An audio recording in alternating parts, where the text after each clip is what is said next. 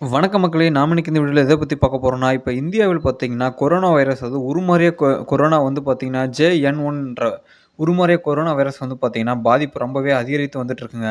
இது குறிப்பா சொல்லப்போனா, தமிழகத்தில பரவி இருப்பதாக தகவல் இப்ப வெளியாகி வண்ணமே இருக்குங்க. ஆனால் பார்த்தீங்கன்னா, தரவுகளை உரிய முறையில் ஆய்வு செய்த பின்னரே உறுதி செய்யப்படும் என பொது சுகாதாரத்துறை அமைச்சர் விளக்கம் அளித்திருக்காருங்க. இந்த நிலையில் பார்த்தீங்கன்னா, புனேவில் உள்ள தேசிய வைராலஜி ஆய்வகத்திற்கு தமிழகத்திலிருந்து 56 மாதிரிகள் அனுப்பி வைக்கப்பட்டுள்ளனங்க. அதில் 30 மாதிரிகள் முடிவுகள் இப்போதைக்கு கிடைச்சிருச்சுங்க அந்த ரிசல்ட் எல்லாம். கிடைச்ச ரிசல்ட்ல பார்த்தீங்கன்னா, 30 பேருக்கு புதிய உருமாறிய கொரோனா வைரஸ் 30 பேருக்கு உறுதி செய்யப்பட்டுள்ளதுங்க. அது மட்டும் இல்லாம தமிழகத்தில குறிப்பா மதுரை, திருவள்ளூர் ஆகிய திருச்சி, கோயம்புத்தூர் அந்த 4 மாவட்டங்கள்ல பார்த்தீங்கன்னா, கொரோனா தற்போது பரவி வருவதாக தகவல் வெளியாக வண்ணமே இருக்குங்க. அதனால அனைவருமே சமூக இடைவெளி கடைபிடித்து மாஸ்க் அணியுமாறு கேட்டுக்கொள்ளப்படுகிறதுங்க.